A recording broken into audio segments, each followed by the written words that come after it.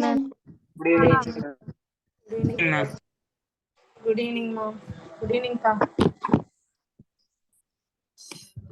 ஈஸியா இருந்துச்சா? நேத்து படிச்சு பாத்தீங்களா? Abiotic factors. Yes, ma'am. அன்னன்னைக்கு நடத்துறது கொஞ்சம் அப்பப்ப படிச்சு பார்த்துக்கணும். சரியா? என்னென்ன ஏபயோட்டிக் ஃபேக்டர்ஸ் படிச்சோம்? Temperature, water, light, soil. சரியா? எது மோஸ்ட் ரெலவென்ட் ஃபேக்டர்? Temperature.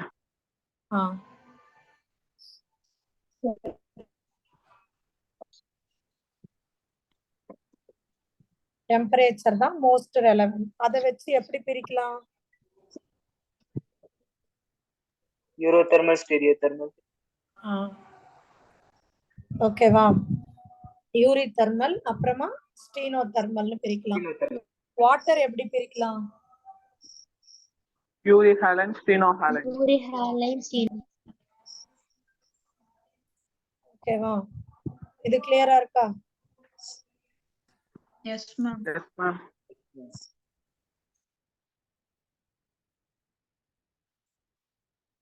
அடுத்து பார்க்கலாமா? Yes, ma'am. ஓகே, இருங்க, உள்ள ஓபன் பண்ணுவோம்.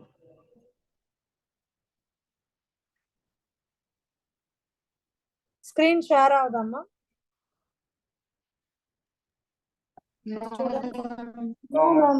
Noah. Responses to abiotic factor என்னன்னு சொன்னேன்?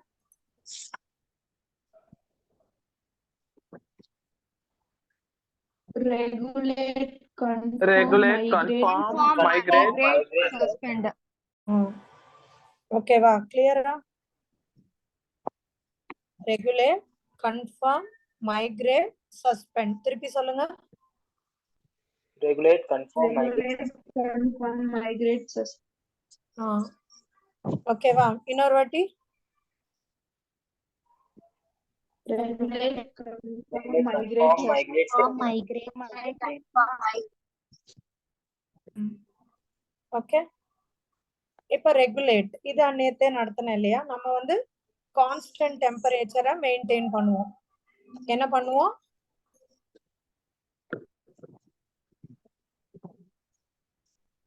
என்ன பண்ணுவோம்?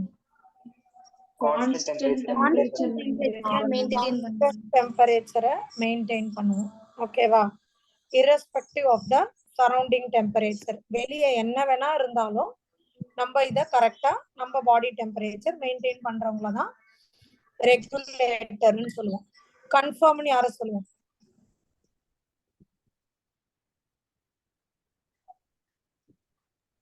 adopt for external.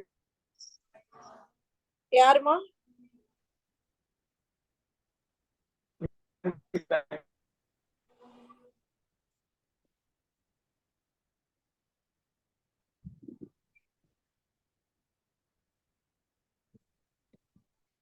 சரியா? இப்ப நேத்து இந்த இதோட நான் உங்களுக்கு லாஸ்டா முடிச்சேன். தெர்மோ ரெகுலேஷன் வந்து இவங்களுக்குலாம் ரொம்ப கஷ்டம் அப்படின்னு சொல்லி முடிச்சேன் இல்லையா? ஆமாவா? அதுதான் அன்னைக்கு நம்ம பண்ணது. ஓகே, ஏன்னா இவங்களோட சர்ஃபேஸ் ஏரியா வந்து பெருசு, வால்யூம் வந்து சின்னது, அதனால இவங்களுக்கு இட் வில் பி ஹைலி எக்ஸ்பென்சிவ்னு சொன்னோம். இப்போ இதுல இருந்து படிக்கணும். இது வேணா யாராவது ஒருத்தர் படிச்சிருங்க. Regulate,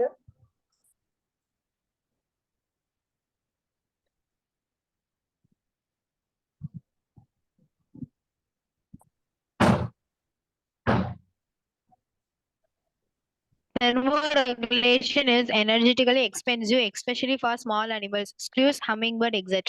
They have a larger surface area relative to their volume, so they lose body heat very fast when it is cold outside. Then they have to be expend much energy to generate body heat. Therefore, very small animals are rare in polar regions. Okay, wow. Very small animals are rare in polar regions. Okay. Next, இது புரிஞ்சது இல்லமா உங்களுக்கு? ஒரே நிமிஷம்.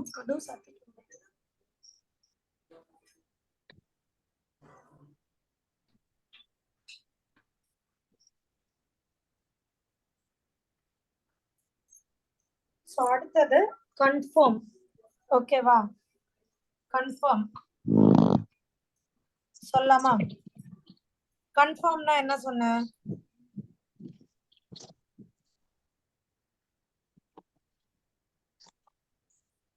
சொல்லுங்க. Adapt for external environment.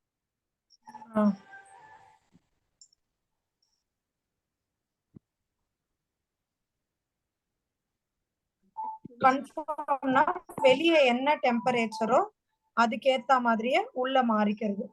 ஓகேவா?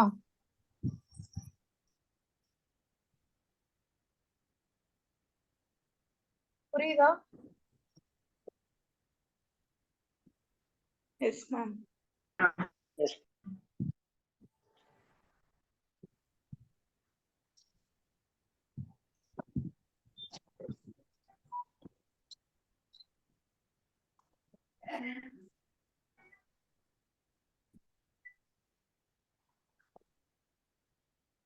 இது யாராவது ஒருத்தர் படிங்கம்மா.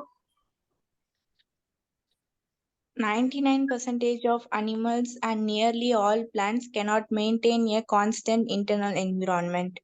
Their body temperature or osmotic concentration change with the surrounding conditions. They are called conformers. In aquatic animals, osmotic concentration of body fluids change with that of the ambient osmotic concentration. கிளியரா இருக்காடா? So 99% of animal, அதாவது யாருக்கெல்லாம் 2 chamber heart, 3 chamber heart இவங்கெல்லாம் இருக்காங்கல்ல, அவங்கெல்லாம் வந்து இப்படிதான் இருப்பாங்க. சரியா?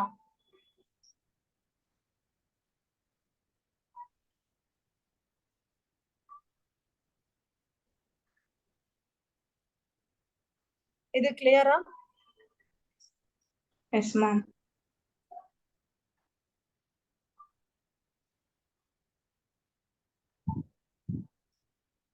அதுதான் கன்ஃபார்ம். இப்போ இந்த கிராஃப் உங்களுக்கு என்ன புரியுதுன்னு சொல்லுங்க.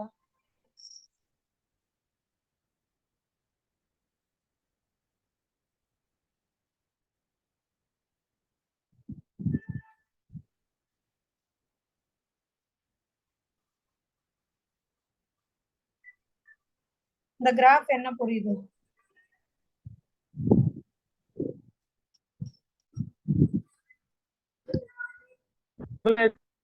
regulates constant graph constant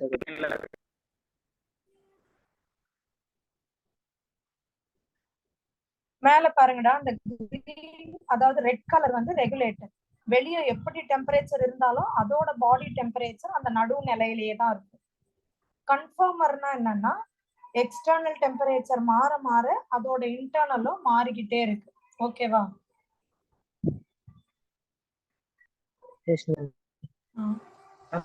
கிளியரா இருக்கா? மேம் once explain பண்ணுங்க மேம். இங்க பாருடா, ரெகுலேட்டர் அந்த நடுவுல இருக்க ரெட் கலரு. இப்ப எக்ஸ்டர்னல் இப்ப நடுவுல இருக்கிற இடம் 37 டிகிரின்னு வையேன். இப்ப எக்ஸ்டர்னல் டெம்பரேச்சர் கீழே இருந்து அப்படியே உனக்கு ஏறிக்கிட்டே போகுது. 0, 20, 30, 40, 15 உள்ள மாறுமா? ரெகுலேட்டர் மாறுமா?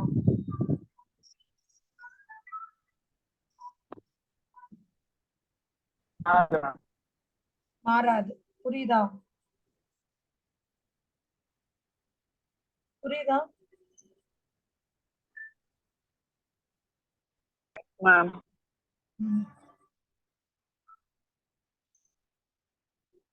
இது கிளியரா இருக்கா?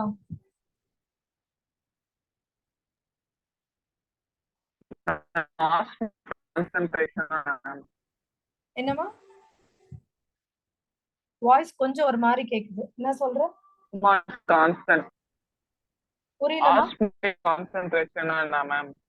அப்படின்னா உப்பு தண்ணி அளவு பாடியில சமன்படுத்துறது எக்ஸ்கிரீஷன். சரியா? எக்ஸ்கிரீஷன்ல நம்ம என்ன பண்றோம்? உடம்புல தண்ணியும் உப்பும் அதிக அளவுல இருந்தா யூரின் மூலமா வெளியேற்றுறோம்ல, அதுதான். ஓகே.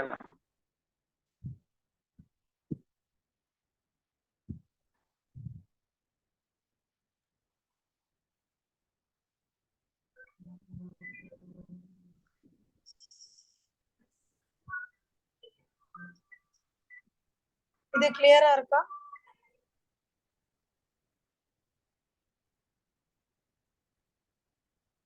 இது கிளியரா? Yes, ma'am.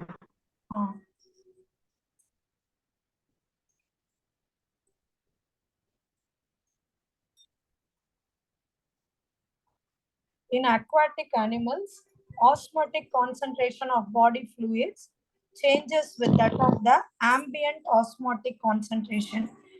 Aquatic animal ல பாத்தீங்கன்னா அதோட ஆஸ்மோட்டிக் கான்சென்ட்ரேஷன் பாடி ஃப்ளூயிட்னா ரத்தம், சரியா? அதுவும் வந்து கரெக்டா இருக்கணும்.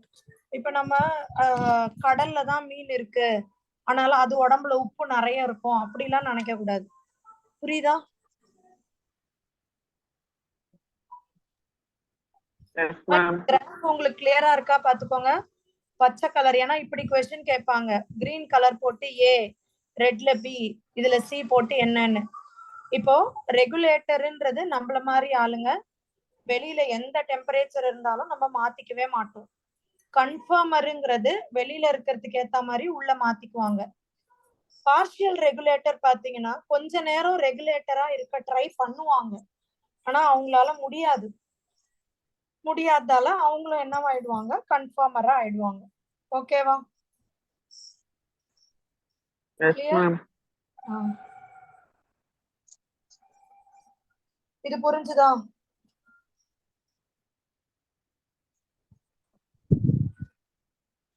இது புரிஞ்சுதா? Yes, ma'am. Ma'am, full screen coming, ma'am. Full ஸ்கிரீன்ல தான்டா வச்சிருக்கேன். ஓ, ஜூம் அவுட் ஆயிடுச்சு.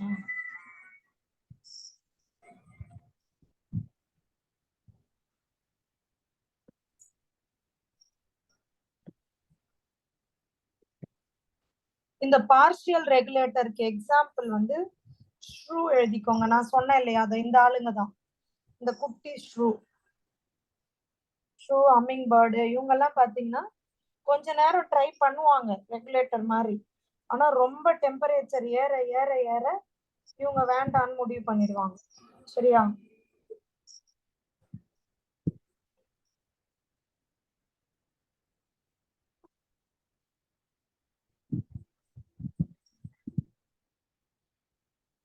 நோட் பண்ணிக்கோங்கடா.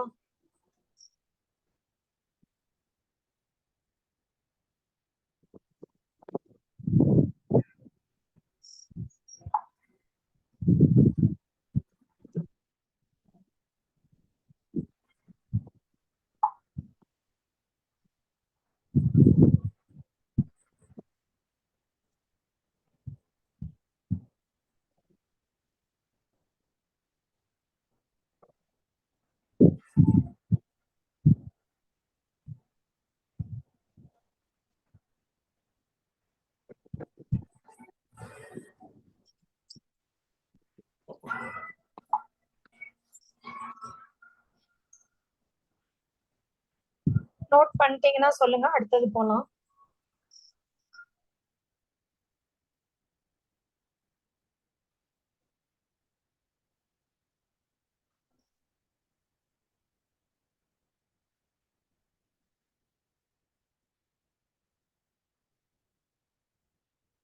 முடிச்சிட்டீங்களா? 1 minute, ma'am.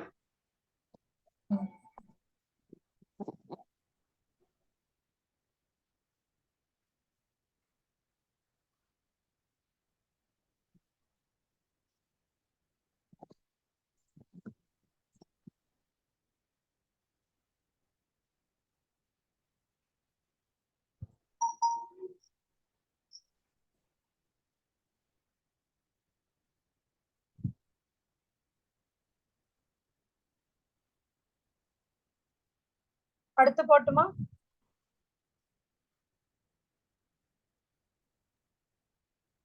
Yes, ma'am. எப்படி கொஸ்டின்ஸ் வரும்னு நான் சொல்லிட்டேன்னு. Conformer, regulator, partial regulator.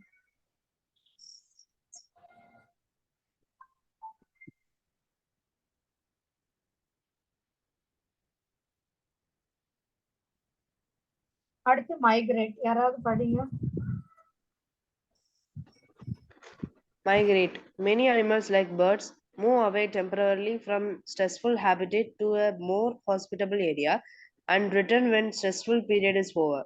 For example, during winter, Colorado National Park hosts migratory birds coming from Siberia and other extremely cold northern regions.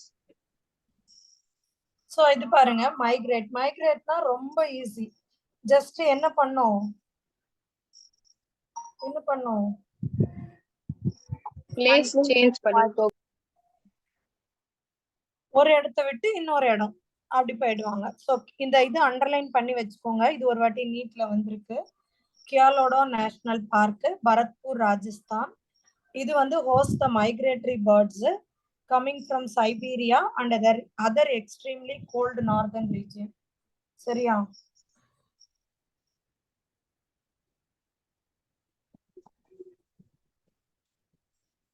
கிளியரா?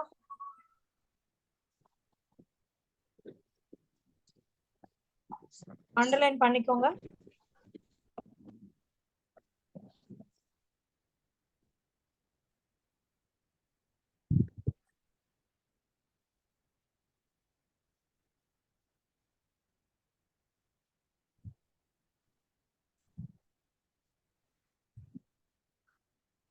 Ma'am என்னடா ma'am once இது explain பண்ணுங்க ma'am. அதான் இது ஒண்ணும் இல்லடா. மைக்ரேட்னா என்ன? ரொம்ப இங்க வெயிலா இருக்கா, இந்த பறவைங்க எல்லாம் இங்க இருந்து பறந்து போய் வேற ஒரு இடத்துல இருந்துட்டு அந்த வெயில்லாம் முடிஞ்ச பிறகு திருப்பி அங்க இருந்து இங்க வந்துடும். அவ்வளவுதான்.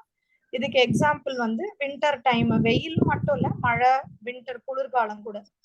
வின்டர் டைம்ல கியாலோடோ நேஷனல் பார்க் பரத்பூர் ராஜஸ்தான்ல இருந்து ராஜஸ்தான் வந்து ஹாஸ்ட் த மைக்ரேட்டரி பேர்ட்ஸ். எங்க இருந்து வருதான் பறவைங்க? சைபீரியால இருந்து வருதான். சரியா? Yes ma'am.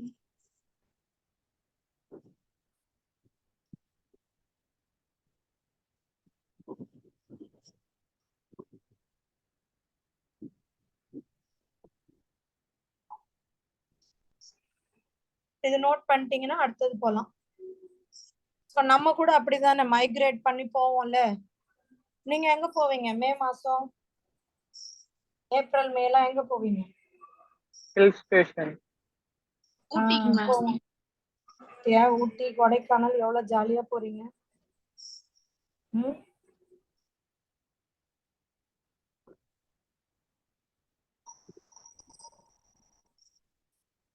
ஜாலியா? நாங்க எங்க போவோம் சொல்லுங்க. சுவிட்சர்லாண்டா மேம்?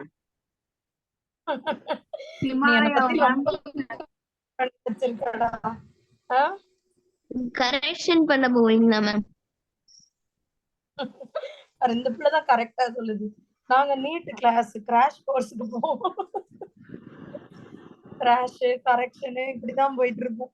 எங்கேயும் போக முடியாதுடா எங்களால. உங்க கூட தானே இருக்கிறோம்.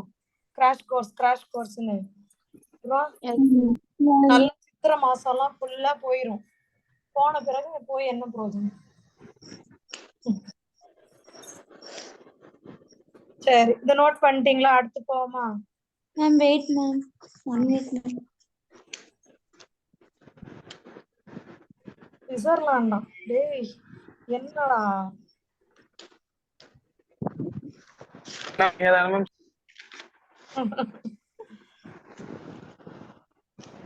இந்த பத்தவங்களுக்கு அப்படியே தருது.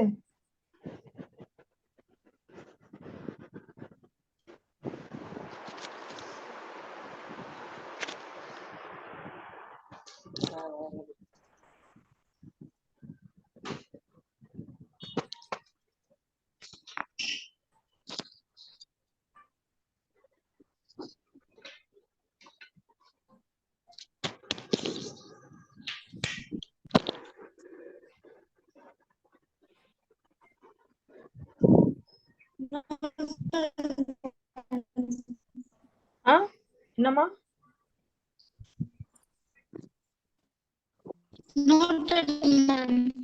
ஓகே. அடுத்து சஸ்பெண்ட். இது என்னன்னா, இப்ப நம்ம சொல்றோம் இந்த சீடு எல்லாம் பாருங்க. இப்ப இது டார்மெண்ட், அதாவது தூக்க நிலைமையில இருக்குது. இப்ப இதே சீடை எடுத்துட்டு போயிட்டு நம்ம மண்ணுல போட்டோம்னா அது ஜெர்மினேட் ஆகும். சோ அப்ப அது என்ன பண்ணிருது, தன்னோட பாடி மெட்டபாலிசம் எல்லாம், மெட்டபாலிக் ஆக்டிவிட்டி எல்லாம் சஸ்பெண்ட் பண்ணி வச்சிருக்கு. இது புரியுதா? புரியுதா மேம்? இன்னொரு வாட்டி சொல்லுங்க மேம். அதாவது பாடியில நடக்கிற மெட்டபாலிக் ஆக்டிவிட்டிடா, ரெஸ்பிரேஷன் அந்த மாதிரிலாம் நிறைய ஆக்டிவிட்டிஸ் இருக்கும்ல.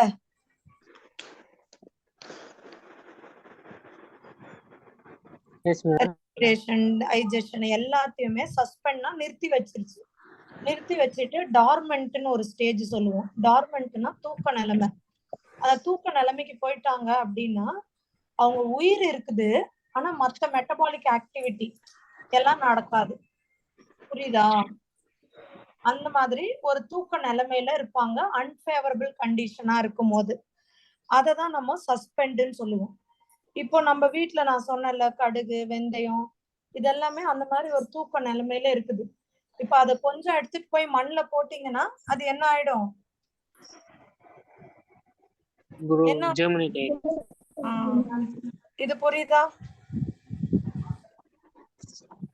இது புரியுதா?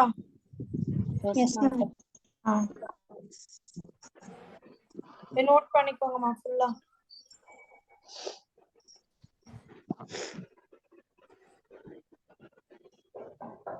யாரா ஒருத்தர் வாசிங்க.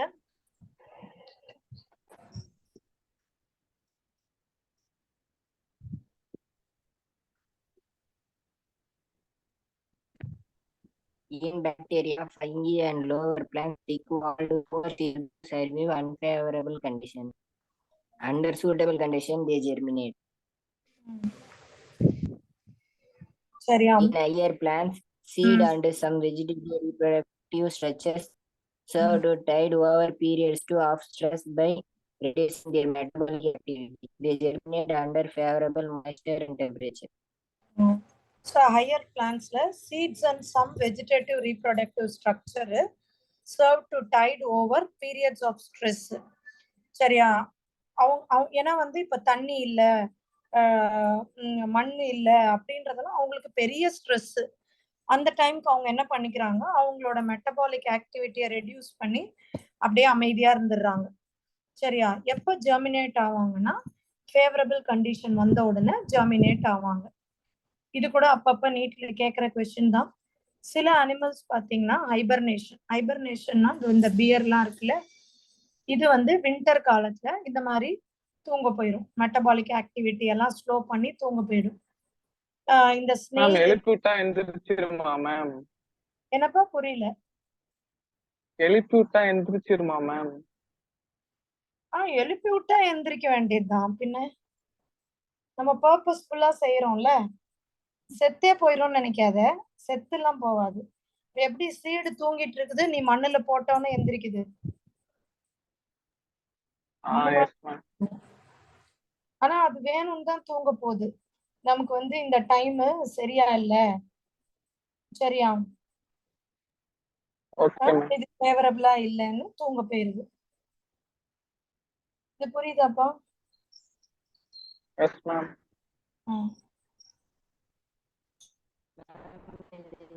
முன்னாடி பேஜ் கொஞ்சம் காமிங்க. அடுத்து டயபாஸ். முன்னாடி பேஜா? Yes ma'am.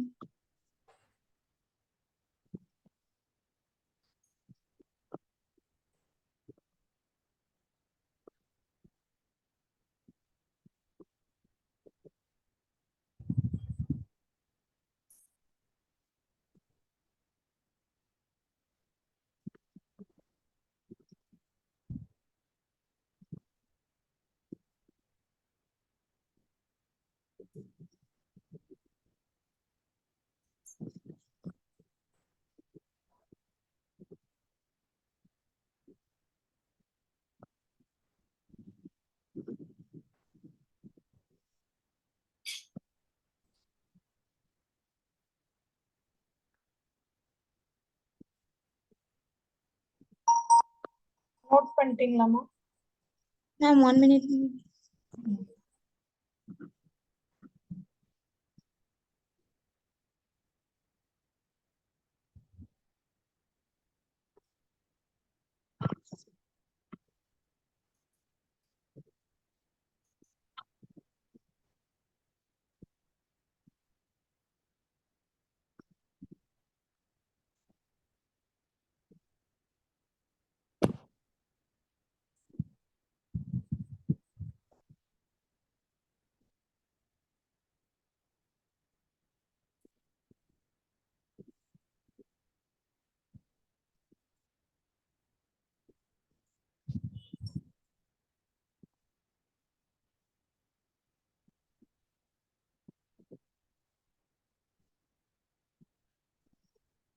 No.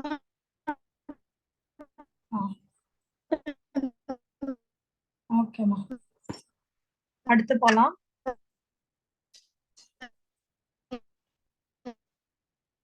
இது யாரா படிச்சிருங்க.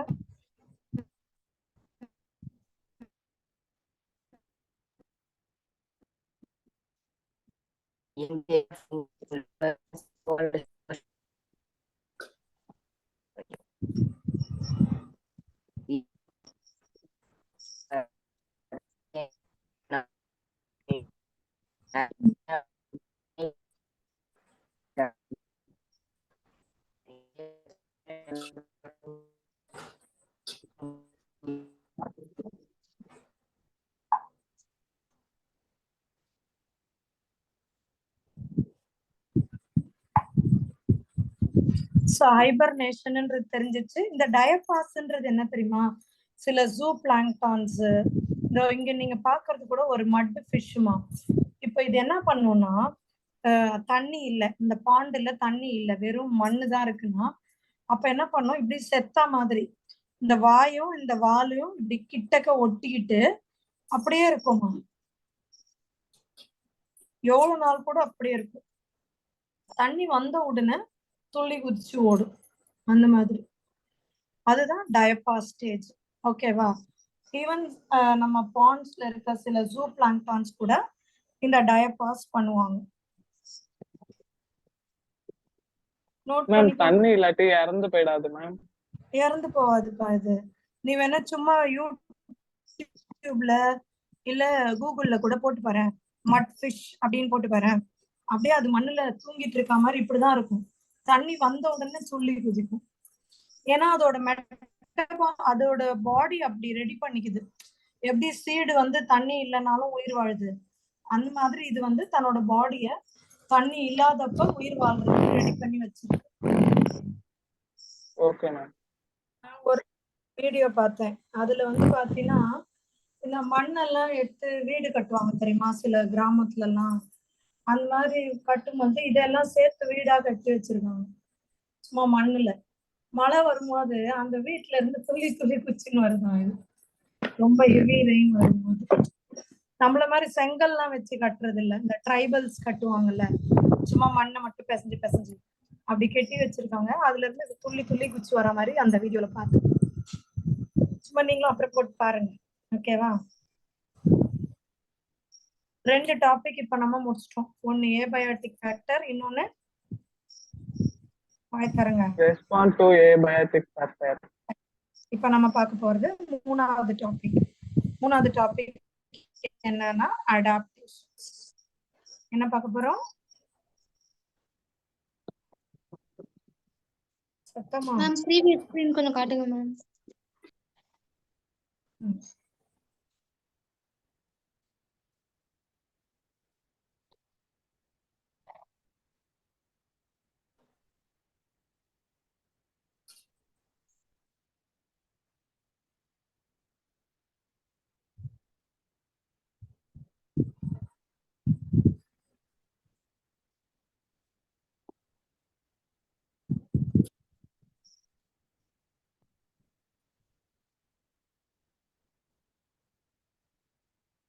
நோட் பண்ணிட்டீங்கன்னா சொல்லுங்க.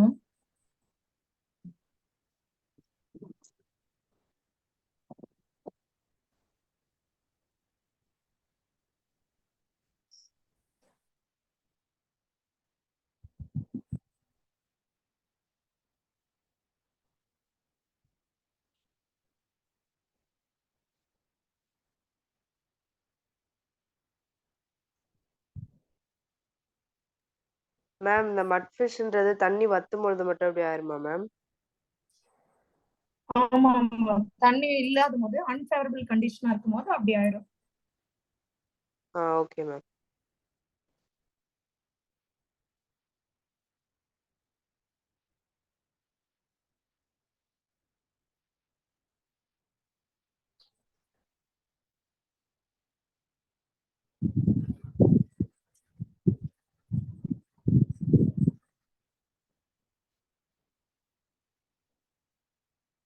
முடிச்சிட்டீங்கன்னா அடுத்து போலாமா?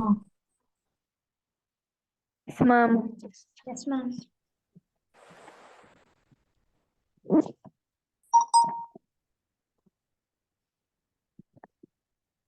அடுத்து நம்ம பார்க்கிறது adaptations.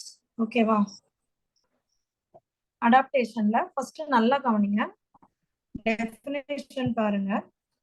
Adaptation is the morphological. மார்ஃபாலஜிக்கல்னா சில ஆர்கானிசம் வெளிப்புற தோற்றத்தை மாத்திக்கும். பிசியாலஜிக்கல். பிசியாலஜிக்கல்னா வெளிப்புற தோற்றம் இல்ல, அது பண்ற ஃபங்க்ஷன்ஸை மட்டும் மாத்திக்கும். சிலது வெளிப்புற தோற்றத்தையும் மாத்தாது, ஃபங்க்ஷன்ஸையும் மாத்தாது, ஆனா அதோட பிஹேவியர் நடத்தையும் மாத்திக்கும். இந்த மாதிரி மாத்தி ஒரு இடத்துல அவங்க சர்வைவ் பண்ணுவாங்க, பண்ணிட்டு அப்படியே ரீப்ரொடியூஸும் பண்ணுவாங்க. புரியுதா?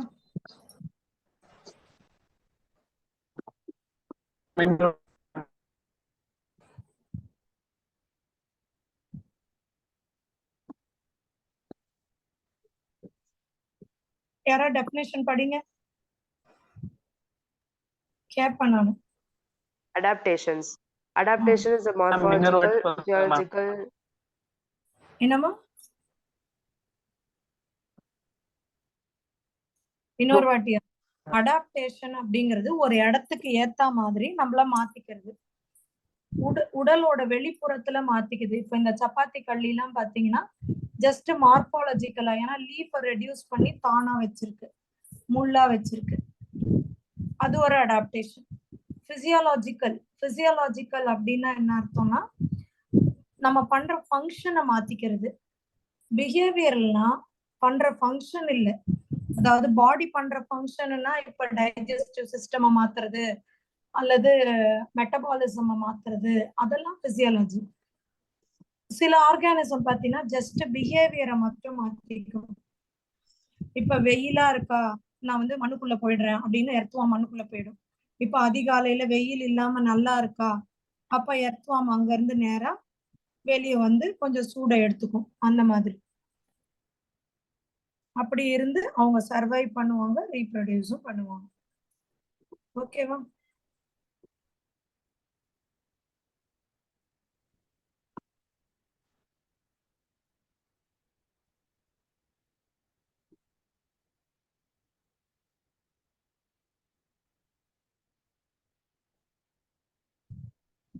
நோட் பண்ணிக்கோங்கம்மா.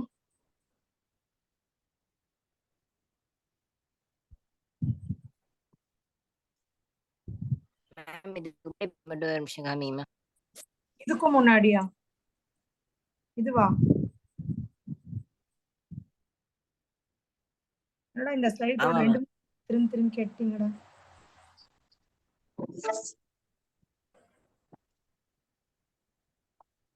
மாத்திக்கலாம். அடாப்டேஷன் நோட் பண்ணுங்க. எல்லாருக்கும் அடாப்டேஷன் புரிஞ்சுதா?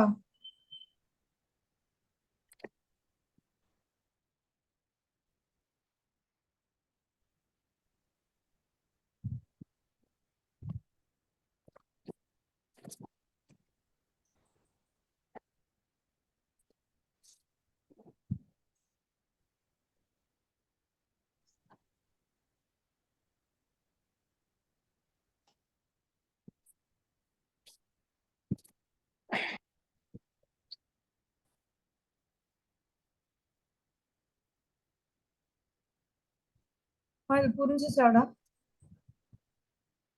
S ma'am. அடுத்து போலாமா? இப்போ ஒவ்வொன்னா சொல்லித்தரேன். இது வந்து மார்பாலஜிக்கல் அண்ட் பிசியாலஜிக்கல் அடாப்டேஷன். இது என்னன்னு பாருங்க. இது யாரு? நீங்க பாக்குறது யாரு?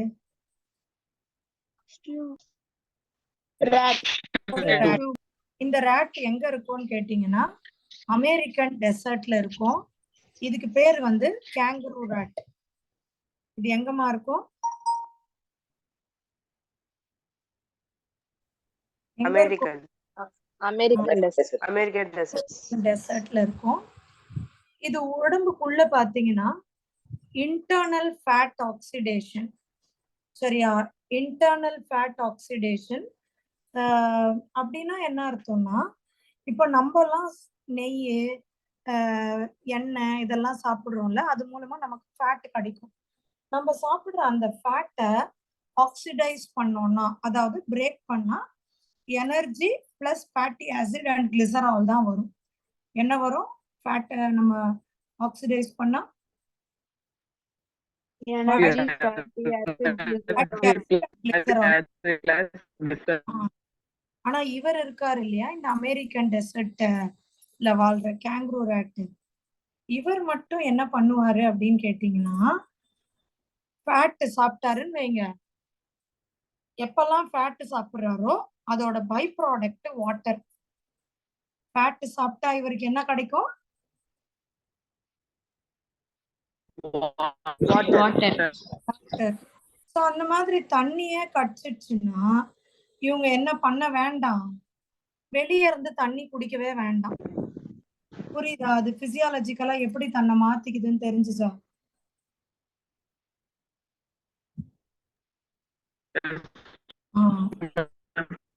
சரியா? அது வந்து பிசியாலஜிக்கலா தன்னை மாத்திக்குது பாருங்க. சரியா? அதனால அது மேம் அந்த ஃபேட் மட்டும் எப்படி கிடைக்குதுன்னு மறுபடியும் சொல்லுங்க மேம். ஃபேட் ஜெனரலா எந்த பொருள், நீ ஆயிலான பொருள் எது சாப்பிட்டாலும் கிடைக்கும்லப்பா, நெய். இப்போ இதுங்கெல்லாம் வந்து சில வகையான இந்த சீடெல்லாம் சாப்பிடும்போது அதுல உனக்கு ஆயில் இருக்கும் இல்ல? புரியுதா? Yes ma'am. நம்ம கூட இப்ப நெய் எல்லாம் சாப்பிடுறதால நம்ம உடம்புக்கு ஃபேட் கிடைக்குது. இப்போ அந்த ஃபேட்டை நம்ம ஆக்சிடைஸ் பண்ணோம் அப்படின்னு சொன்னா நமக்கு என்ன வரும்னா ஃபேட்டி ஆசிட் அண்ட் கிளிசரால். ஆனா இவர் அந்த ஃபேட்டை ஆக்சிடைஸ் பண்ணாருன்னா இவருக்கு என்ன கிடைக்குது? வாட்டர் பை ப்ராடக்ட்டா கிடைக்குது. அதனால இவர் தண்ணிய தேட வேணாம், குடிக்க வேணாம், தண்ணி குடிக்காது. இது ரெண்டாவது வந்து யூரின் ரொம்ப கான்சென்ட்ரேட்டடா பண்ணும். யூரின் என்ன பண்ணும்?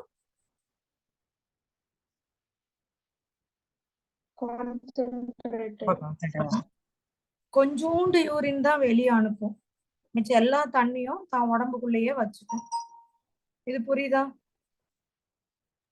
Yes ma'am. இது யாரா படிச்சிருங்க. Internal fat oxidation give water as byproduct if there is no external source of water.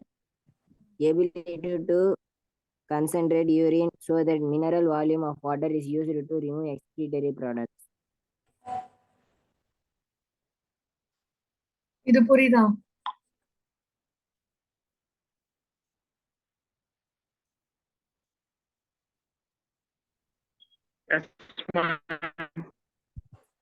இது நோட் பண்ணிக்கோங்க ஃபர்ஸ்ட்.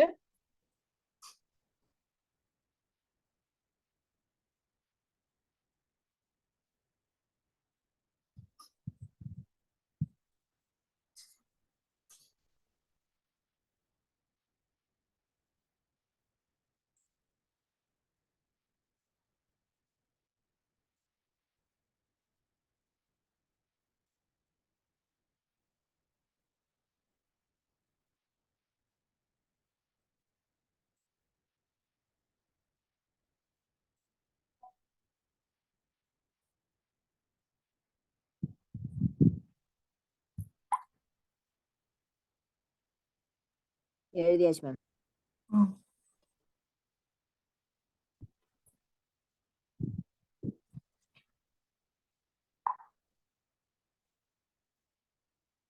அடுத்தது அடாப்டேஷன் ஆஃப் டெசர்ட் பிளான்ட். இப்போ நம்ம கேங்க்ரூ ராட் முடிச்சிட்டோம்.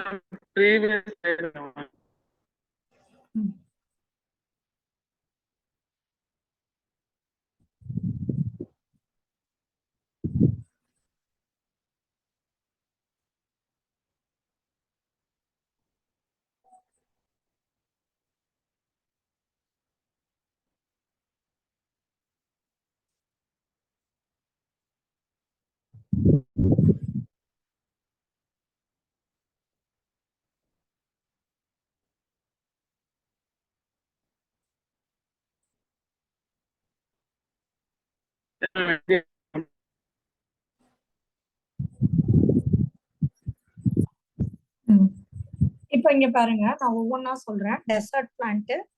இப்ப டெசர்ட்ல இருக்கிறதால இது என்னென்ன அடாப்டேஷன் பண்ணிக்குது? ஃபர்ஸ்ட் வந்து குவிட்டிக்கல். இங்க பாத்தீங்கன்னா இதுக்கோட லீவ் சர்ஃபேசஸ் எல்லாம் நல்ல திக்கு குவிட்டிக்கல் இருக்கா மாதிரி பாத்துக்குது. குவிட்டிக்கல்ன்றது வேக்ஸ் மாதிரியான ஒரு சப்ஸ்டன்ஸ். குவிட்டிக்கல்ன்றது என்னது? Waxy substance. வேக்ஸ் மாதிரியான ஒரு சப்ஸ்டன்ஸ். சரியா? அடுத்து சங்கன் ஸ்டொமேட்டா. அடுத்தது என்னது? Sunken stomata. சங்கன் ஸ்டொமேட்டானா இப்ப நார்மலா பாத்தீங்கன்னா ஸ்டொமேட்டா இங்க பாருங்க, இந்த பிக்சர் ஜூம் பண்றேன். ஸ்டொமேட்டா வந்து மேலாப்ல இருக்கும். பட் இங்க பாருங்க, இப்போ இதுதான் குவிட்டிக்கல், இது எபிடெர்மிஸ். ஆக்சுவலா எபிடெர்மிஸ்ல ஸ்டொமேட்டா இருக்கணும், ஆனா இன்னும் கொஞ்சம் உள்ள போய் புதைஞ்சு இருக்குது. ஏன் அப்படி இருக்குன்னா அப்பதான் வாட்டர் லாஸ் கொஞ்சம் கம்மியா ஆகும். அதுக்காக. சங்கன் ஸ்டொமேட்டா எல்லாருக்கும் புரியுதா?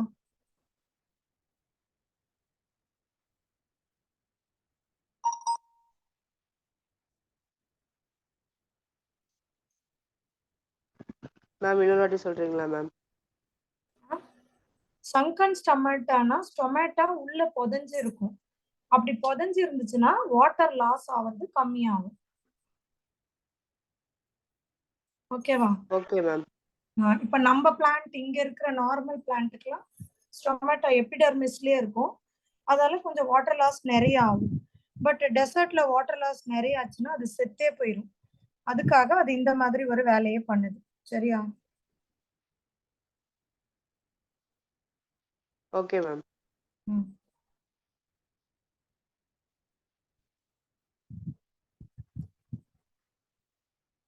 இது கிளியரா? அடுத்து மூணாவது கேம்ப் பாத்வே. கேம்ப் பாத்வேனா என்ன தெரியுமா? இந்த டெசர்ட் பிளான்ட் இப்ப யூஸ்வலா டொமேட்டோ வந்து மார்னிங்ல ஓப்பனா இருக்கும், நைட்ல மூடி இருக்கும். புரியுதா? டொமேட்டோ யூஸ்வலா நம்மளோட பிளான்ட்ஸ் இங்க பாக்குறீங்கல்ல, அதுல மார்னிங்ல சொல்லுங்க. மார்னிங்ல ஓபன் இருக்கும், நைட்ல க்ளோஸ் இருக்கும். பட் இந்த டெசர்ட் பிளான்ட் என்ன பண்ணுதுன்னா, மார்னிங்ல டொமேட்டோவை நம்ம ஓபன் பண்ணோம்னா நமக்கு பிரச்சனை. மார்னிங்ல டொமேட்டோவை ஓபன் பண்ணா நமக்கு பிரச்சனை. சரியா? அதால இதுங்க என்ன பண்ணுது அப்படின்னு கேட்டீங்கன்னா, மார்னிங்ல டொமேட்டோவை க்ளோஸா வச்சுக்கிட்டு நைட்ல ஓபன் பண்ணி அட்மாஸ்பியர்ல இருக்கிற CO2 எல்லாம் நைட் எடுத்துக்குது. புரியுதா? மார்னிங்ல டொமேட்டோவை க்ளோஸா வச்சுக்குது. இதுக்கு பேர் தான் camp pathway. Camp pathway, the stomata in the desert plants, the stomata will be closed during the daytime and it is open during the night time. Note பண்ணிக்கோங்க.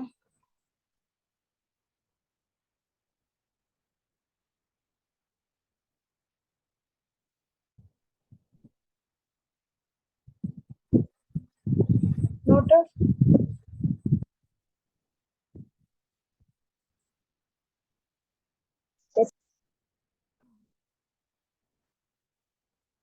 அடுத்து போவோமா? Ma'am 1 minute ma'am.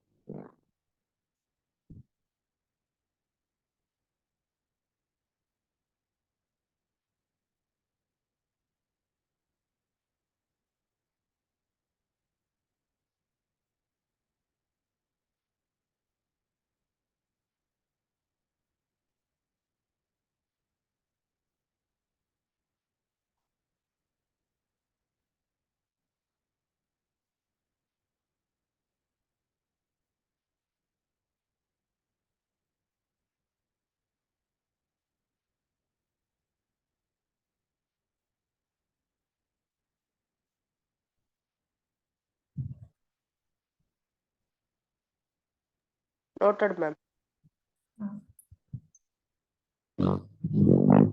அடுத்து போலாம்ல. Yes, ma'am. அடுத்து dessert plants like opuntia. ஒப்பன்ஷியாக்கு பாத்தீங்கன்னா leaf கிடையாது, நான் சொன்ன மாதிரி லீஃப் வந்து தானா ரெடியூஸ் ஆயிருக்கு. அது ஒரு அடாப்டேஷன். இதையும் நோட் பண்ணிக்கோங்க.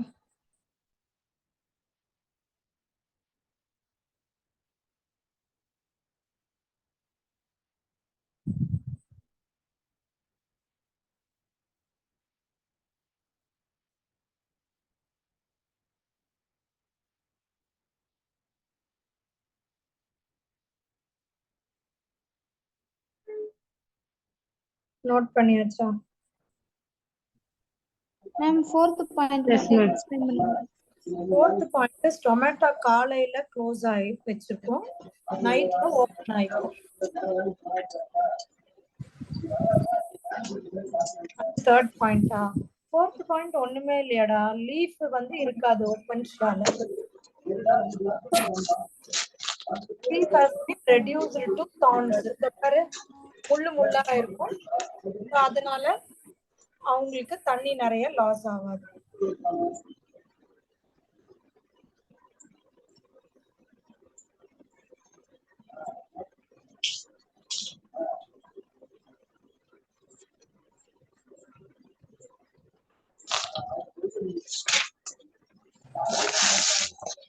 Noted?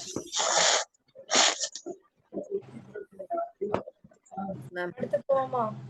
S ma'am. அடுத்து பாருங்க ஆலன்ஸ் ரூல். இது அப்பப்ப எக்ஸாம்ல கேட்பாங்கம்மா.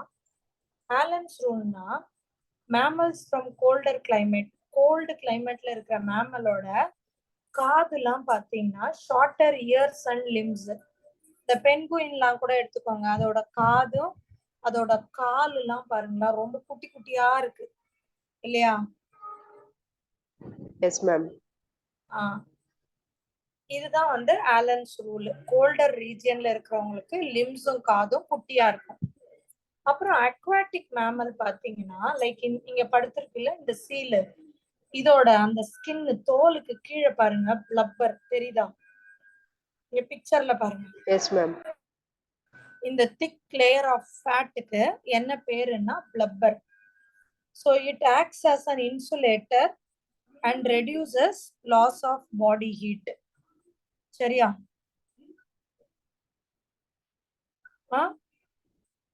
அது வந்து ஒரு இன்சுலேட்டர் மாதிரி வேலை செய்யுது, அதனால பாடி ஹீட்டு வெளியே போகாம அப்படியே உள்ளே நம்ம பெட்ஷீட் போத்திக்கிற மாதிரி இந்த பிளப்பர் பாத்துக்கும். அது வந்து ஃபேட் தான், அது உள்ள ஃபுல்லா கொழுப்பு தான் இருக்கு.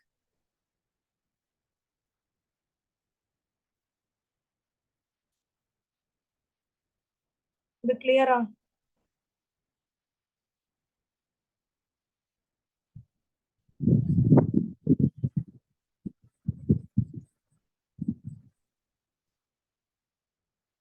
இது கிளியரா இருக்கா? நோட் பண்ணிட்டீங்களாடா? No ma'am.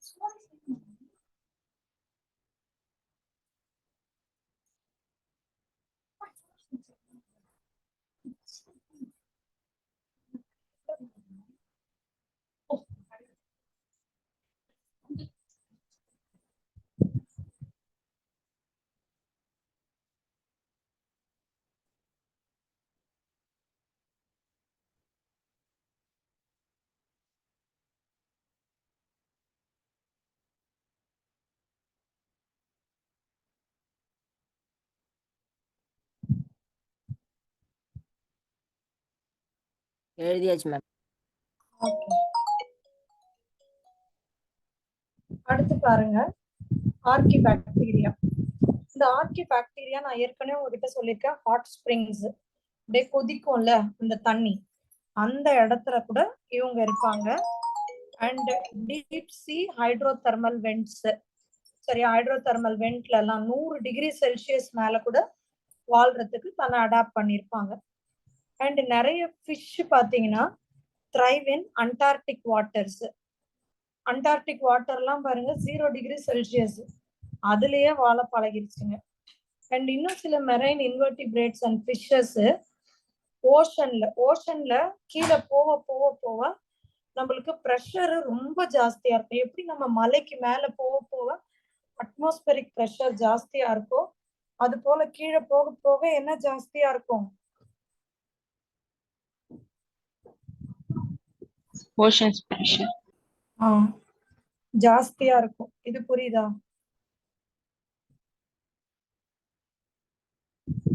அந்த இடத்துல கூட இவங்க வாழ்வாங்க. ஆர்கி பாக்டீரியா பத்தி சொன்னோம், ஃபிஷ் பத்தி சொன்னோம், மெரைன் இன்வெர்டிபிரேட்ஸ் 3 பத்தி சொல்லியிருக்கோம். நோட் பண்ணிக்கோங்க.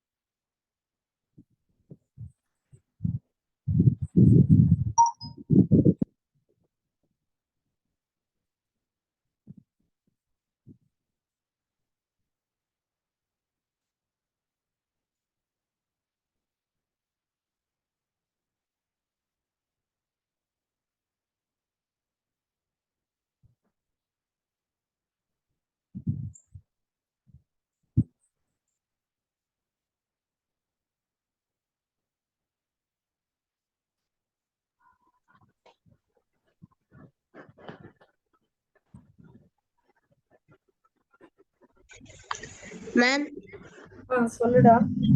டீப் சி ஹைட்ரோதெர்மல் வென்ட்ஸ்னா நேத்தே சொன்னலடா, இந்த கடலுக்கு அடியில கூட இந்த நெருப்பு குமிழி மாதிரி தண்ணிங்க வந்துகிட்டே இருக்கும், அதுதான். Okay ma'am.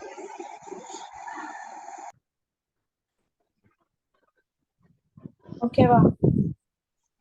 Okay ma'am.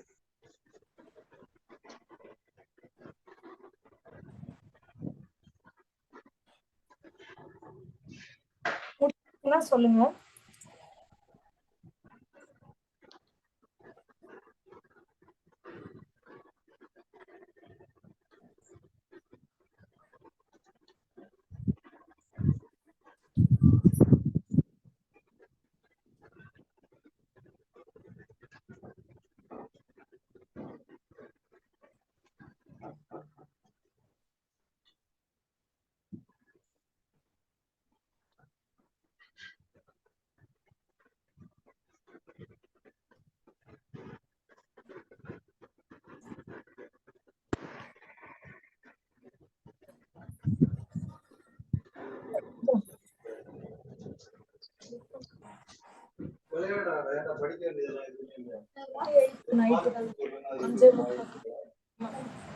வந்ததுல இருந்து இப்படி நம்ம சுத்திட்டு இருக்கான். இதை நோட் பண்ணிட்டீங்களா? அடுத்து போட்டா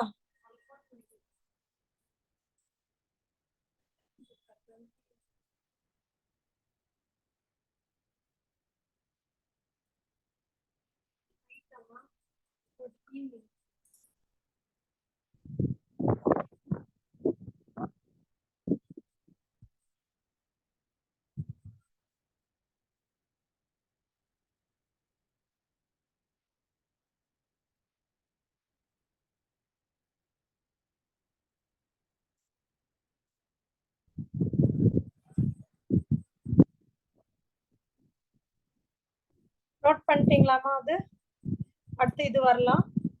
ஆல்டிடியூட் சிக்னஸ். எத்தனை பேருக்கு இங்க மலை உச்சிக்கெல்லாம் போகும்போது அப்படியே வாந்தி வர மாதிரி, மயக்கம் வர மாதிரிலாம் இருந்திருக்கு? கை தூக்குங்க பாப்போம்.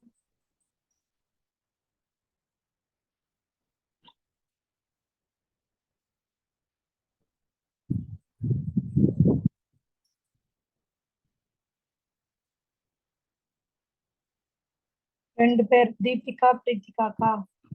சோ எப்படி இருக்கும் அந்த ஃபீல்? அது ஏன் என்னைக்கா யோசிச்சிருக்கீங்களா? ஏன் மலை ஏறும் போது அப்படி திடீர்னு மயக்கம் வருது, வாந்தி வருது, கொமட்டுது? ஜீவஸ்ரீ, நிவேதா,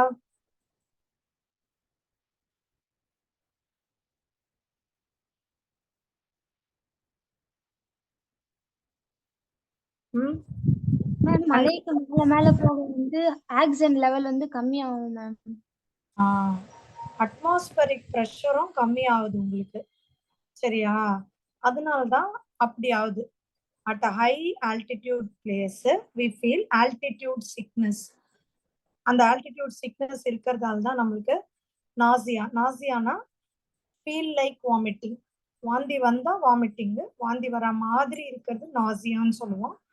ஹார்ட் பால்பிட்டேஷன்னா இதையும் அப்படியே அடிச்சுக்கிறது. ஃபெட்டிக்னா ஒரு மாதிரி சோர்வா இருக்கிறது, மயக்கம் வர்றது. இதெல்லாம் எதாலன்னா மேல போக போக போக அட்மாஸ்பரிக் ப்ரெஷர் உங்களுக்கு ரொம்ப குறையுது. ஸோ பாடிக்கு நீங்க சொன்ன மாதிரி போதுமான அளவு ஆக்சிஜன் கிடைக்கல.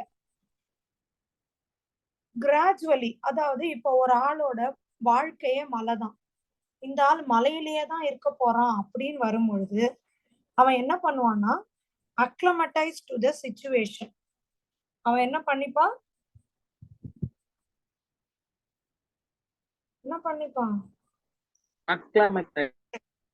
இப்போ நம்ம ஜென்ரலா வாழ்றதுன்னா அடாப்ட்னு சொல்றோம்ல, அந்த கிளைமேட்டுக்கு ஏத்த மாதிரி தன்னை மாத்திக்கிறத அக்ளமடைஸ்ன்ற வார்த்தையில பயன்படுத்துவோம்.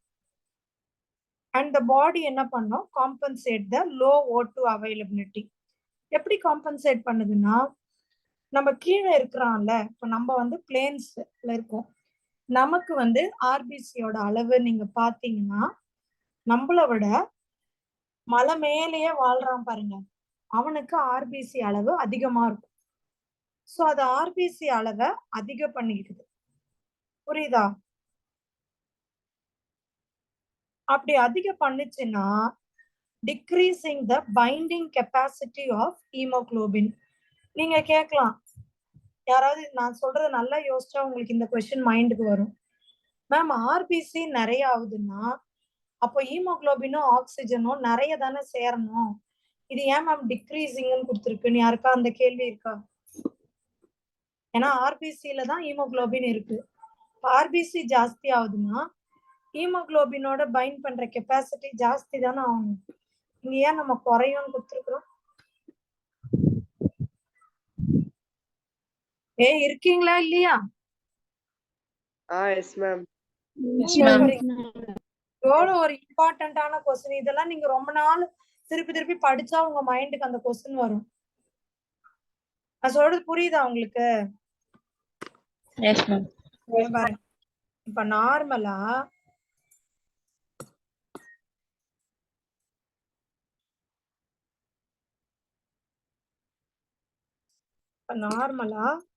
நம்ம ஆக்சிஜன் அட்மாஸ்பியர்ல இப்படி இருந்துகிட்டே இருக்கு. இப்போ இது வந்து ஒரு மனுஷனோட பிளட் வெசல்னு வைங்க, இதுல இப்படி ஆர்பிசி போயிட்டு இருக்குது. இப்ப அட்மாஸ்பியர்ல ஆக்சிஜன்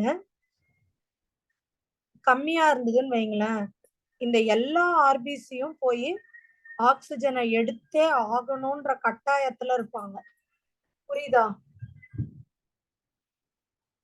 ஆக்சிஜன் லெவல் அட்மாஸ்பியர்ல கம்மியா இருந்தா எல்லா ஆர்பிசில இருக்கிற ஹீமோகுளோபினும் பைண்ட் ஆகியே ஆகணும்ன்ற கட்டாயத்துல இருக்கிறாங்க. இப்ப ஒரு ஆளு மலை பிரதேசத்துல இருக்காரு, அவரோட ஆர்பிசி அதிகமாகுது. அவரோட ஆர்பிசியோட அளவு முன்னைய விட இப்ப ஜாஸ்தி ஆகுது. இப்ப இவரால நிறைய ஹீமோகுளோபின் இருக்கிறதால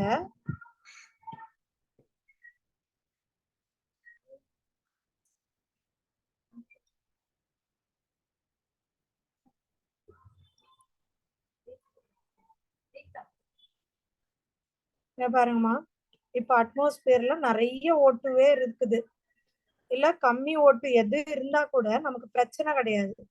என்ன பண்ணுவாங்க இங்க பாருங்க, இந்த இடத்துல ஆர்பிசி கம்மியா இருந்தது, இந்த இடத்துல இருந்த இருக்கிற ஆக்சிஜனை எல்லாம் வாங்கணும்ன்ற கட்டாயம். இப்ப நமக்கு ஆர்பிசி நிறைய இருக்கிறதால இவர் வாங்கலாம், இவர் வாங்காம விடலாம், திருப்பி இவர் வாங்க, இதுவே நம்மளுக்கு போதுமானது. புரியுதா? இப்ப எப்படி சொல்றது, ஒரு குடும்பத்துல 2 பேர் இருக்காங்கன்னா எல்லா வேலையும் எல்லாருமே செஞ்சுதான் ஆகணும். ஒரு 10 பேர் இருக்கிறாங்கன்னா ஒரு 2 பேர் வேலை செய்யாம லைட்டா ஓபி அடிக்கலாமா இல்லையா? புரியுதா? அப்ப வந்து வேலை செஞ்சே ஆகணும்ன்றது இல்ல, வேலை மனுஷன். அதே மாதிரி ஆக்சிஜன், ஹீமோகுளோபின். புரியுதா? அதுதான் இங்க நம்ம சொல்றோம். சோ மேல ஏற ஏற மலையில இருக்கிற ஆளுக்கு ஆர்பிசி ஜாஸ்தி ஆகும். ஆர்பிசி ஜாஸ்தி ஆனிச்சுன்னா ஹீமோகுளோபின் ஆக்சிஜன் பைண்டிங் கெப்பாசிட்டி குறைஞ்சுக்கலாம். சரியா? இப்ப இது யாரோ ஒருத்தர் படிச்சிருங்க டக்கு டக்குன்னு. At a high altitude place greater than 3,500 meters, we feel altitude sickness. Its symptoms are nausea, heart palpitations, and fatigue. This is due to low atmospheric pressure, so body does not get enough oxygen. Gradually, we assimilate the situation and the body compensates a low O2 availability by increasing RBC and breathing rate and decreasing the binding capacity of the hemoglobin. இது புரிஞ்சுதாமா எல்லாருக்கும்?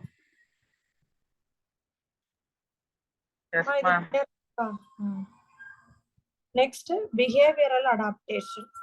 நான் சொன்னல just என்னமா palpitation என்னமா? Heart படபடன்னு அடிச்சிக்கிறது, படபடக்கிறது. Okay ma'am. அடுத்து desert lizard. Ma'am 1 minute ma'am.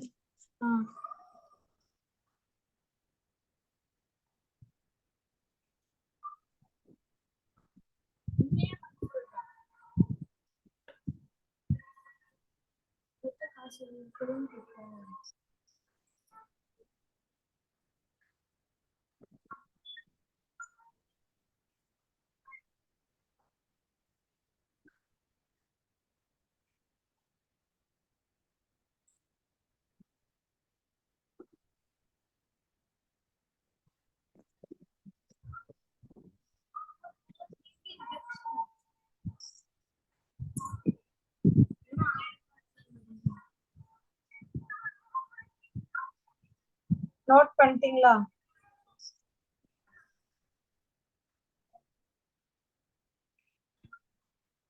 Noted? Yes ma'am.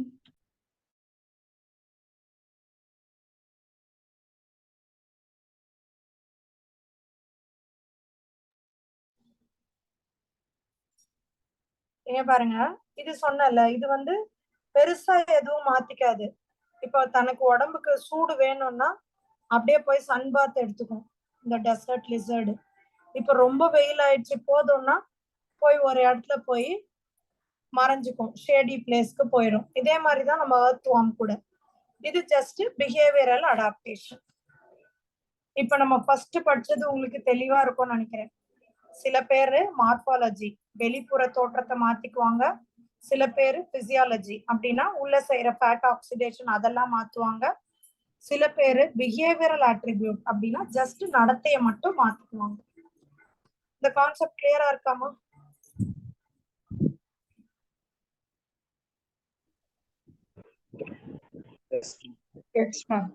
இந்த லெசன்ல எத்தனை டாபிக் நம்ம முடிச்சிட்டோம்?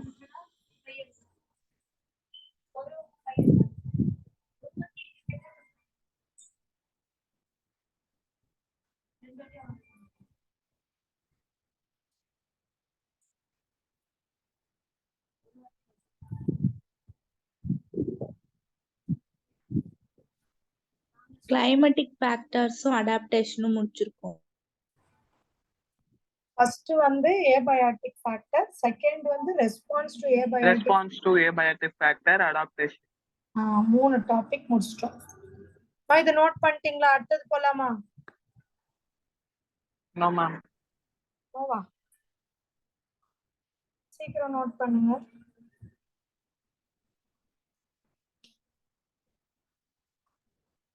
Ma'am, baskna na ma'am.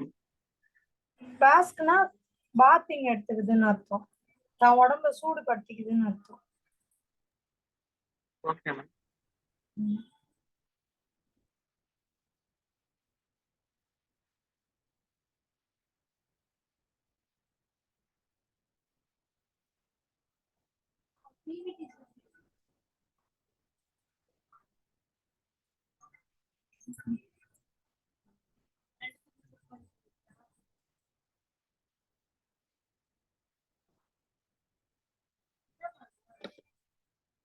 Yes ma'am. புரிஞ்சிருச்சாமா? இது முடிச்சிட்டீங்களா எல்லாரும்? பிஹேவியரல் அடாப்டேஷன் வரைக்கும் முடிச்சாச்சா?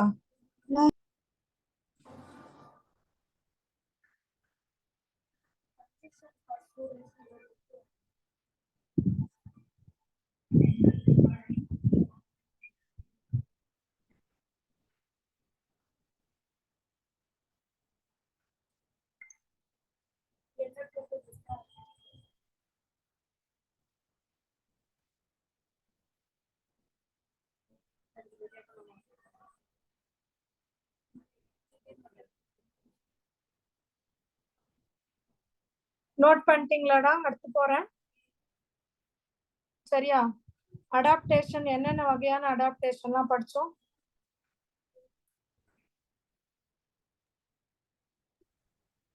டக்கு டக்குன்னு சொல்லலாம். Physiological, biochemical, behavioral.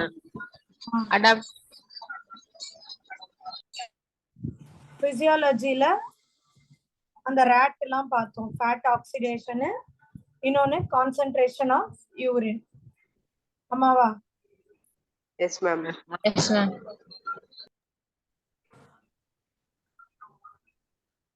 பாப்புலேஷன் பாத்துடலாமா? Yes ma'am. So population is a group of individual of same species that live in a given geographical area. சரியா? இப்ப நம்ம பார்க்குற அடுத்த டாபிக் என்னது? பாப்புலேஷன். பாப்புலேஷன்னா என்னன்னா ஒரு group of individual of same species. அது ஞாபகம் வச்சுக்கோங்க. ஒரு தாமரைப்பூ, ஒரு பறவை, ஒரு மனுஷன், மூணையும் சேர்த்து பாப்புலேஷன் சொல்ல மாட்டோம். சரியா? இந்த பறவை ஃபுல்லா சேர்ந்தது, நீர்க்காகம், அதெல்லாம் ஒரு பாப்புலேஷன். தாமரைப்பூலாம் ஒரு பாப்புலேஷன், மனுஷன்லாம் ஒரு பாப்புலேஷன். புரியுதா? சோ இந்த சேமா இருக்கிற ஆளுங்க they will compete for similar resources. ஒரே சாப்பாட்டுக்கு அடிச்சுக்குவாங்க. and they will potentially reproduce. ஓகேவா? Yes ma'am.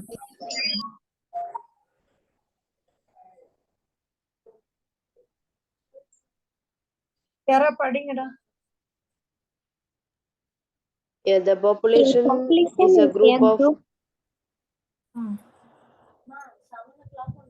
A population is a group of individuals of same species that live in a given geographical area, share or compete for similar resources and potentially reproduce. Example, all the cormorants in a wetland, rats in an abundant dwelling, teakwood trees in a forest tract, bacteria in a culture plate, and lotus plant in a pond, etc. Population ecology is an important area of ecology as it links ecology to population genetics and evolution.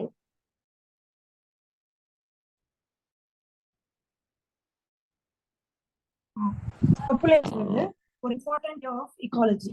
சரியா? So population ecology is equal to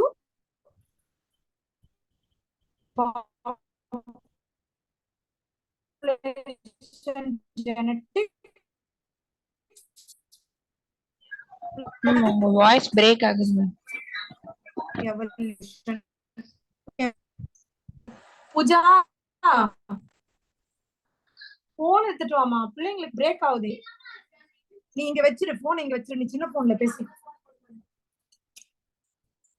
இப்ப கிளியரா இருக்காடா? Yes, ma'am. Note பண்ணிக்கோங்க.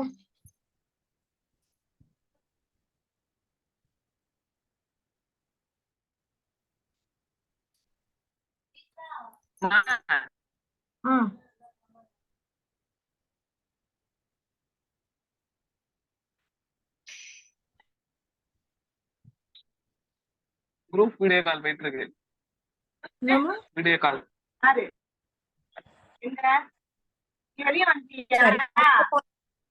மியூட்ல போடு. Mic ஆன்ல இருக்கு. Population attributes. Mic ஆன்ல இருக்கு.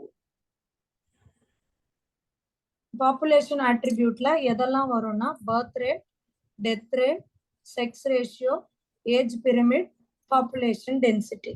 எதெல்லாம் வரும்? Birth rate, death rate, sex ratio, age pyramid, population density. அவ்வளவுதான். பார்க்காம சொல்லுங்க பார்க்கலாம்.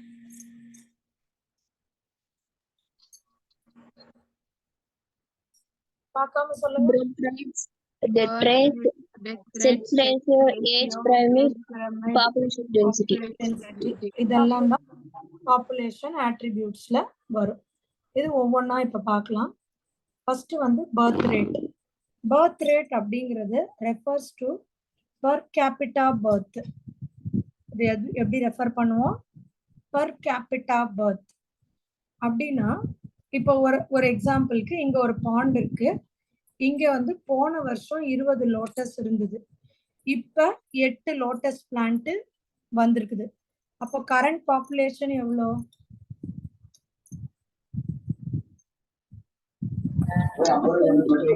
28.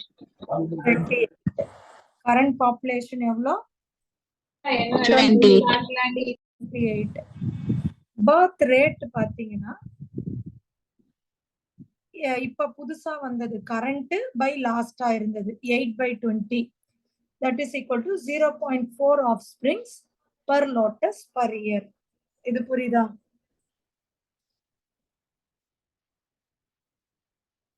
இது புரியுதா? Yes ma'am.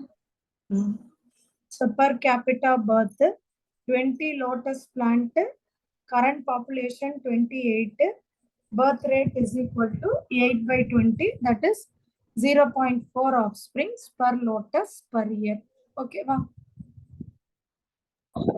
Yes ma'am. எல்லாமே நோட் பண்ணிட்டீங்களா? பர்த் ரேட் நோட் பண்ணலாம். சரி.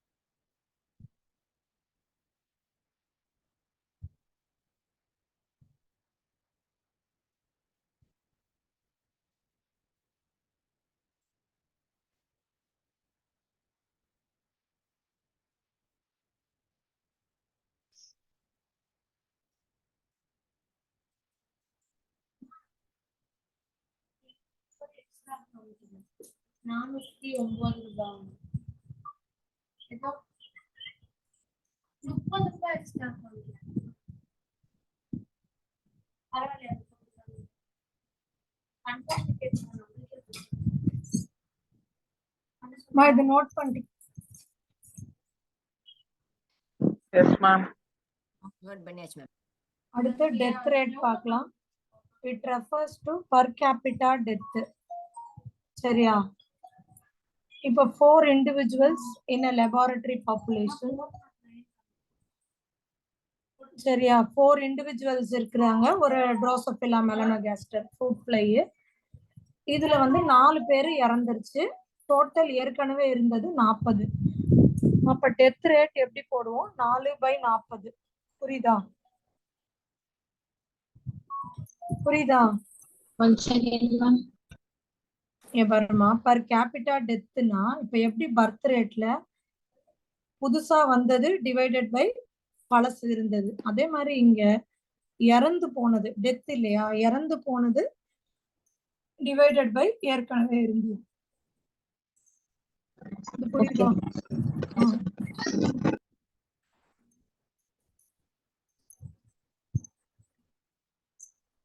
நோட்டட்? No, ma'am.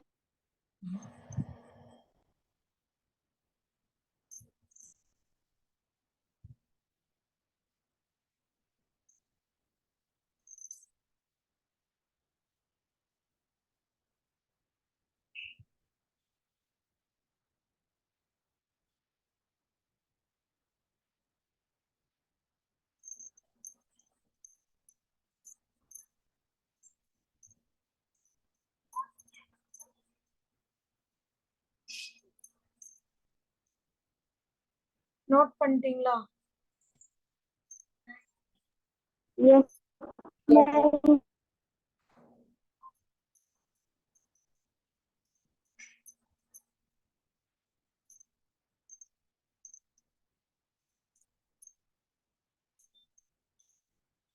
அடுத்து போறோமா? என்னென்ன ஆட்ரிபியூட் சொல்லுங்க.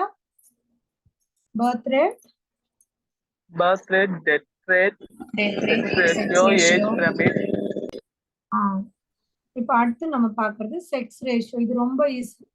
இப்ப நானே கேக்குறேன், உங்க கிளாஸ்ல வந்து எத்தனை பாய்ஸ் எத்தனை கேர்ள்ஸ்?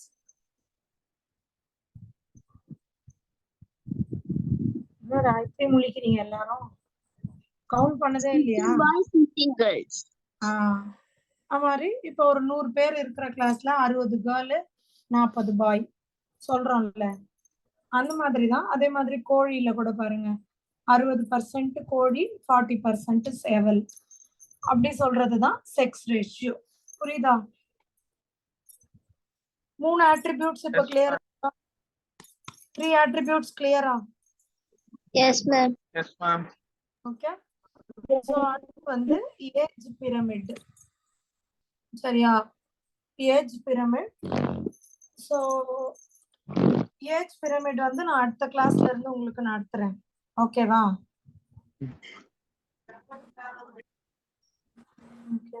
காமிக்கணும்னு நினைச்சேன். மேம் ப்ரீவியஸ் ஸ்கிரீன் காமிங்க. அதோ வரமா. போன வருஷம் இது படிச்சோம்ல நம்ம ஆர்ட், ஞாபகம் இருக்கா? ஸ்கிரீன் ஷேர் ஆகுதா? நான் காமிக்கிறது தெரியுதா? Yes, ma'am. Yes, ma'am. Art வரைஞ்சோம் இன்னைக்கு. வரைஞ்சி டெமோ பண்ண. ஐயோ போயிடுச்சுடா. ஏன் போச்சு?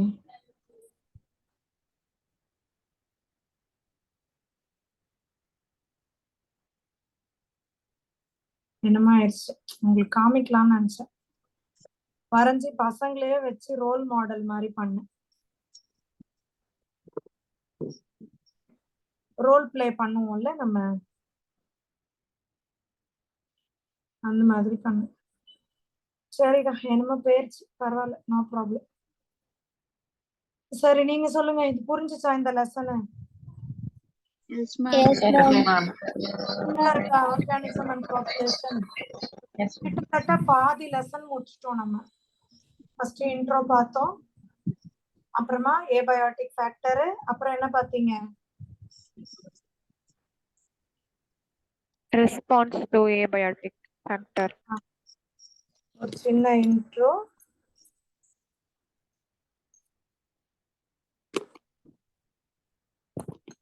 அப்புறம் ஏபயோட்டிக். எதெல்லாம் ஏபயோட்டிக்னு பார்த்தீங்க? அவ்வளவுதான், மறந்து போச்சு. Temperature, water, Soil. light, soil. அப்புறமா என்ன பார்த்தோம்? Response to abiotic factor. Abiotic factors. என்னென்னலாம் response? Regulate, confirm, migrate, suspend, confirm, migration. அவ்வளவுதான். அதுக்கப்புறமா அடாப்டேஷன் பார்த்தீங்க. அடாப்டேஷன்ல யார் யாருன்னு ஜஸ்ட் எப்படி ரீகேப்சுலேட் பண்ணிக்கணும் அன்னைக்கு படிச்சது. physiological, biochemical, behavioral, அப்புறம் டெசர்ட் பிளான்ட் இல்லையா, aquatic rat plants, mammals, bacteria, archaebacteria, such. அப்புறமா கடல் அடியில இருக்கிற அந்த ஃபிஷஸ்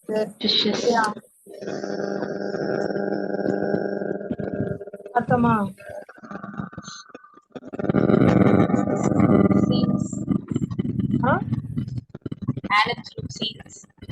என்னமா புரியல? டெசர்ட் லிசர்ட் இல்லையா, எல்லாமே பார்த்தோம். அப்புறம் இப்ப வந்து பாப்புலேஷன் ஆட்ரிபியூட், அதுல ஜஸ்ட் 3 தான் பார்த்திருக்கோம். என்னென்னது? Birth rate, death rate, sex ratio. இன்னும் ஏஜ் பிரமிடும் பாப்புலேஷன் டென்சிட்டி. நெக்ஸ்ட் கிளாஸ்ல இந்த லெசன் முடிச்சிடலாம். சரியா? Okay Okay, ma'am. Okay, ma'am. Okay students, thank you, bye. Thank you, ma'am. Thank you, ma'am. Thank you மா. Thank you, ma'am. Thank you மா.